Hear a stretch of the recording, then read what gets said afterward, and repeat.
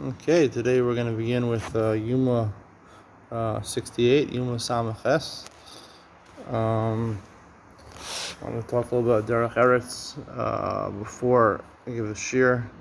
As I mentioned yesterday in the Talmud Chacham version of the shir, I had an interesting experience. I returned a Sefer Tmura. I ordered a whole Schottenstein edition of the Daf Yomi edition, a small hardcover edition, and the entire set was intact, except for one. The Tmura Gemara was upside down, so I had to bring it back to Yerushalayim to get it exchanged. But of course, I forgot to bring the actual Sefer, the bad one. And I remembered a couple blocks away from the store. I decided I'll go into the store anyway, just to see. Maybe they'll be nice, maybe they'll be generous and give me the new copy, and I'll bring the old one back a different time. I was met with much argument. I suggested to the guy that maybe he should do that to me. He said, "Why should I do it to you? It'd be fair. You give me back the old one. I'll give you a new one." I said, "Listen, you delivered to me, and delivered me a defected set of svarim. One of them was not typed the proper way. It was upside down." He said to me, "It's not our fault. We only they deliver it. We just order it." I said, "Listen, it's not fair. Maybe you can do me a favor and give me the new one." He says, "Chutzpah." He starts yelling at me, "You're a chutzpahdik." I say, "I don't understand why I'm chutzpahdik. I'm just asking for a favor for good service." He says, "Good service? What, are you going to go on eBay and you're going to write a bad review about us?"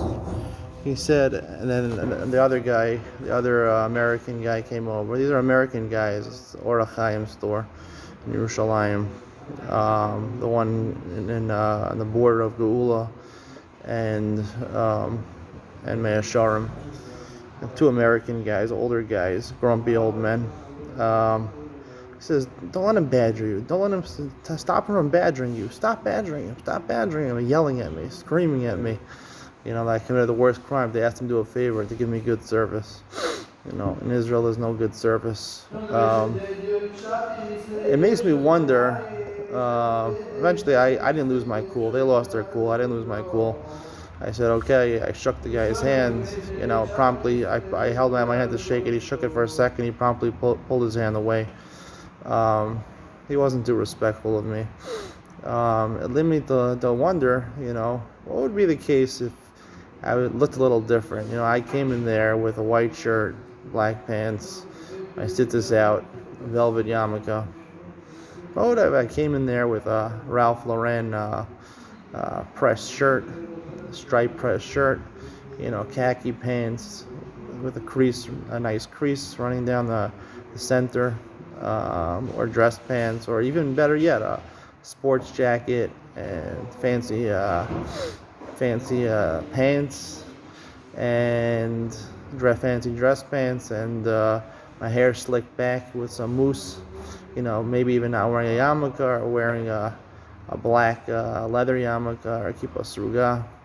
I look like a real businessman, like a real modern Orthodox or a really secular person. Would he have treated me the same way? Yelled at me and called me chutzpahdik for asking him to do a favor, do good service to me after they made a mistake? Definitely not. For sure not. It's only because I looked chareidi partner. And one of these people actually was wearing white and black. The other one was wearing a blue shirt. But they're borderline chareidi, these people. But even other chareidim treat other chareidim like babies. People have this perception of chareidim that they're babies, that they're, that you don't have to treat them with respect. You don't have to treat them like people. I'm not sure why I deserve that. I'm not really entirely Haredi myself. I mean, I am Haredi. I vote for Gimel. I vote for UTJ, for the Haredi parties. But as you know, I have different views than a lot of Haredim about things in the world, especially about Derech Eretz. But they definitely didn't treat me with Derech Eretz, Midos Tovos interpretation of Derech Eretz. They treat me like a piece of garbage. And Then I had a quick story. I went over to the pizza store. I had to get a falafel. And this is really, I don't know if it was because I was chareidim or more indicative of just this lack of service here in Israel. I went to the counter to order a falafel, and there was a guy serving the people with pizza, and the falafel guy was available. I said, "Can you make me a falafel?" He points me over to the guy with the pizza, and the guy with pizza had a line for about 5 minutes. I wait for 5 minutes. Finally ask him, "Can you make me a falafel?" He points me back to the guy who was standing by the falafel counter. So I went back to him. He said, "No, you have to pay first." I'm like, "Thank you for telling me that I had to go pay first instead of just, first of all, he should have told me that I had to go pay first instead of just pointing me to the other guy. And second of all, when is this new thing that you have to pay before you order a falafel? I mean, I wasn't sitting down, I was taking out. I was going to pay. The cashier was right there. I mean, service here in Israel is horrendous, and doubly horrendous if you're a Haredi, maybe triply horrendous if you're a Haredi and being served by a Haredi. They treat you like a baby. Listen, the perception is based on a little bit on fact. Most Haredim don't act grown up. They don't get jobs. A lot of them, they don't act grown up. But it's not right to generalize and categorize all Haredim in the same boat. So that was how I felt. I did look pretty cool. I had my AirPods in, my Apple AirPods, and I had my transition glasses with the coming from the sun, black sunglasses. Maybe I looked too cool for them. They didn't want to deal with me. They're embarrassed. Anyway, we'll start from today's daf. Mishnah on Samach Zayin says, Balo Eitzel on Samach Zayin Amad Beis, Balo Eitzel par v'soyer on his rafin. Kohen Gadol came to the par and the soyer. They're supposed to be burned, meaning after he brought the blood in from the par of the Kohen Gadol and the soyer al Hashem, they have to go out and be burnt. Karan v'hotzi esei mureyan. He ripped them open and he took out all the chalavim, the forbidden fats that are burnt on the mizbeach from their stomach. And aslan v'magis v'hektiran al gav mizbeach. He put them in a bowl and he prepared them for burning on the mizbeach. As Rashi says, they didn't actually burn them right now. They waited until later, a couple of hours later, after he changed back and forth doing different avodas, then he would actually burn on his mizbeach in the afternoon. Kalon b'maklos v'otzion l'beis ha'sreifa. At this point, other people, Kohanim, would take the limbs of the remainder of the par v'soyer, and they would braid it, so to speak, on poles. There were 2 poles held by 2 people each, so 4 people, 2 poles, like the Meraglim, and they would they would intertwine these 2 animals being held up by these poles. Well, they brought it out to outside of Yerushalayim, to the place where things were normally burnt. And the pasuk says they're metam begadim. From when is it metam begadim? The Tanakama holds that it's metame begadim once you leave the wall of the azara. He says once the fire consumes most of the flesh of the animals, then the person who sorif the animal, his begadim become tameh. So the Gemara says vektir and sakadaita, like we said before. Rashi pointed out he's not going to burn it now. He puts it in a bowl in order to prepare it for burning on the mizbeach later on. It was like a braid. He wouldn't actually dismember it like a korban olah. You actually cut into the part. You cut into parts. This also you cut into parts before you burn it. But the difference is the olah you would actually skin. You would actually flay the skin before you cut it into the parts, dismembered it. The part of the soyer, you would actually cut it. You do nituach, you dismember it with the oral gabe basar, with the skin on. Manan immediately. How do you know this? Hasan your Rebbe Omer Nemerkan Oru Basar Uperes, Venemer Lahalan Oru Basar Uperes. It says over here by the part of the story Yom Kippurim Oru Basar Uperes, and it says by the Kohen Gadol, the part of the Kohen Gadol, and he makes an erroneous ruling and on a davar kares, and he follows through b'shogeg, he also brings a par. Malhal al-yedei nituach v'al-yedei hefshet, afkan al-yedei nituach malhal al-yedei nituach v'al-yedei hefshet, afkan al-yedei nituach v'al-yedei hefshet. We learn from there, Zera Shava, that you do nituach, you dismember it without flaying the skin. Where do you know from there? The Sanya v'kirbo pirsho v'hotzi. Melami shemotzio shalim. It says v'kirbo pirsho v'hotzi. We learn that you take it out whole. Yachol yisrafenu shalim. You might think it's a v'kirbo pirsho that you take the stomach with the waist, you take the whole body out together. You might think that you're yisrafenu shalim, you should burn it without dismembering it. Nemar kan rosho v'krov, nemar lahalan.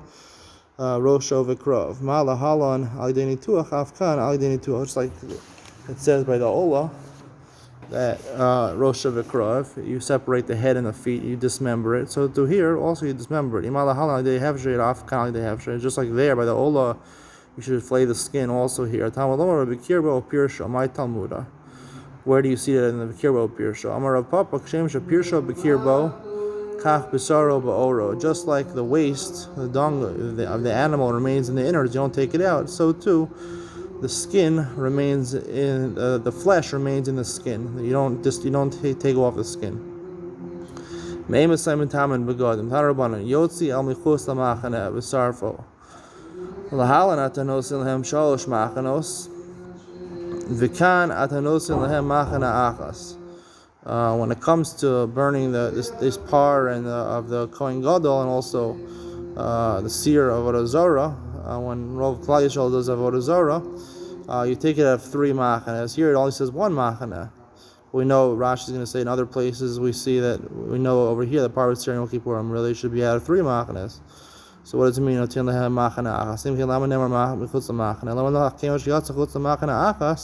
Then we know really you have to go outside of 3 machane, outside of Yerushalayim, the machane Shechina, the machane Leviyah, and the machane Yisrael, which means going out of Yerushalayim, not just out of the Chomas Azara. So what does it mean? Machane achas, once you leave the machane achas, the Azara, then it's b'tama your clothes already. V'hasam in Nolan. From there, where do you know it? The Sani v'hotzi is called par chutz shalosh machanos. It says by the party of the Kohen Gadol, when he does an erroneous ruling, it says Ata Omer chutz shalosh machnos and el chutz machane achas. Maybe it's only 1 machane. Shu Omer para ida el michutz lamachane. It says 1 time michutz lamachane. Shein tam alomar shrei koinem v'saraf v'sogah sher saraf tzapar rishon. It says you burn it like you burn the other part. Mention that part. And that was michutz lamachane. Why does it say it a second time? Litin lo machane shnia. To tell you that it's a second machane, you take it out of the machane leviyah also. It says you burn it in the place where you pour the ashes from the mizbeach. So it repeats that again a second time. Therefore, you give it a machane shlishis to burn it in the place where you burn the ashes, which is outside of Yerushalayim with the 3 machanos. Reb Shimon,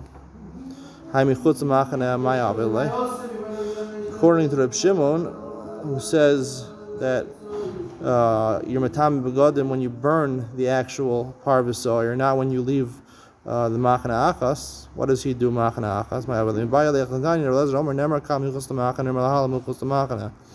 Makan chutz shalosh machanos. Aflahalan chutz shalosh machanos. Malahalan mizracha shel Yerushalayim. Afkan the mizracha shel Yerushalayim. He's coming to teach you a gzera shava. Not just shalosh machanos, but also that it has to be burnt in the east of Yerushalayim. Rabbanan, heichi sarflu. They don't hold to this drasha. Where do they hold you burn this part of Yom Kippurim? Kedesanya heichan nisrafin l'svona shel Yerushalayim, at the north of Yerushalayim, chutz shalosh machanos, and outside of 3 machanos. Rabbi Yossi Omer Beis Hadeshin nisrafin. Yossi says it's actually burned in the place where they poured the ashes from his beach. Amarava mantana de Poligad de Rabbi Yossi. Who is the Tanakama who argues in Rabbi Yossi? Eliezer ben Yaakov, he the son of Shevach Hadeshin Yisarav, Shehi L'Shem Deshen. The Tanakama of this price says Shevach Hadeshin teaches me the place where you pour the Deshen, it has to be L'Shem Deshen. You do it in for the purpose L'Shem. You have to have Kavanah L'Shem Deshen. Eliezer ben Yaakov Omer Shehi Mekomo Meshupach. So Yaakov says, no, Sheva Chadash doesn't teach me you have to do a l'shem dashen. It just means that it has to be a place where it's slanted, where you can pour the ashes.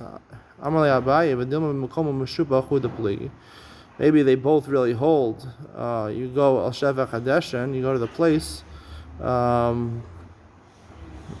You go to the place, l'shem dashen, you go to the place of the dashen, and just they argue with you, also learn that it has to be slanted. She leaves that as a possibility. It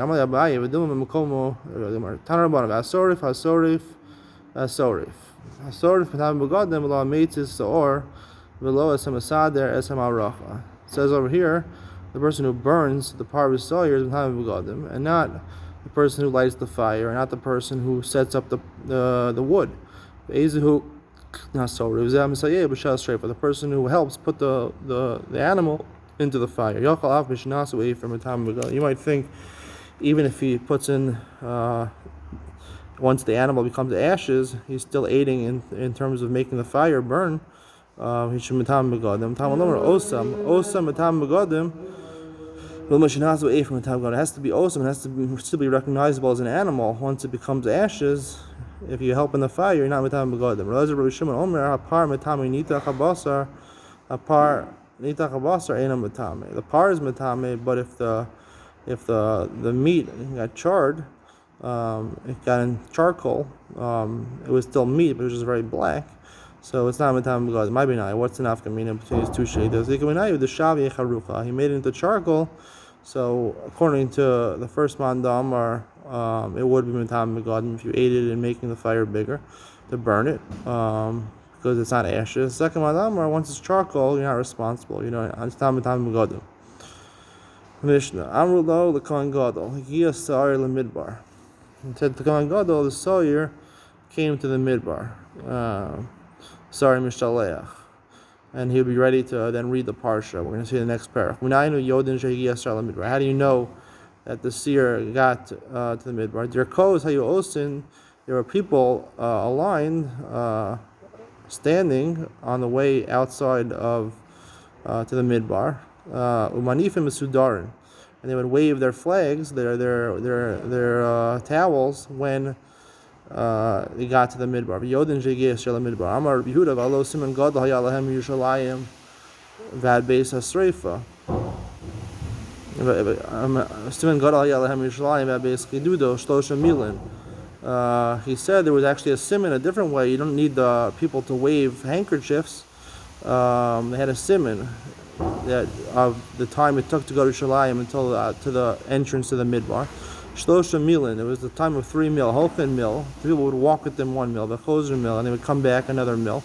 They were showing the mil, and they would wait a 3rd mil. But Yodin Shigiyah Sir midbar, and that would be the time it took for the Sir to go to the midbar. Rishmal Omer Valo Siman Achar Yalahem. There's a different simon they had. Lashon Shel Zahuri Say Koshal Piskal Shel Heichal. There was this. We said early in yesterday's daf. You had this piece of wool that was scarlet, that was tied on the entrance to the Heichal.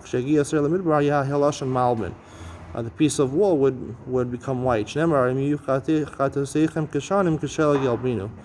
your sins are shanim, are like red, they'll turn white. Amar Abaye, Shmamina, basically do the midbar kaima. Basically do though. When it does that in the Mishnah, it's talking about the midbar. Akamashma, the Kasav Rabbi Yehuda came in Shagia Sir the midbar, Nas's mitzvah. So, like we said yesterday, there's different opinions. Rabbi Yehuda is of the opinion that once the seer comes to the midbar, the mitzvah of the seer Mishaleach is done. And that's what we talked about yesterday in the Talmud Chacham part, that the mitzvah Midaraisa is for the seer to go to the midbar. Midarabanan, they made a takana that it should be thrown off the cliff. And with that, we'll conclude this Friday edition of the Daf Yomi. Please like and subscribe. Ben Seal Lang.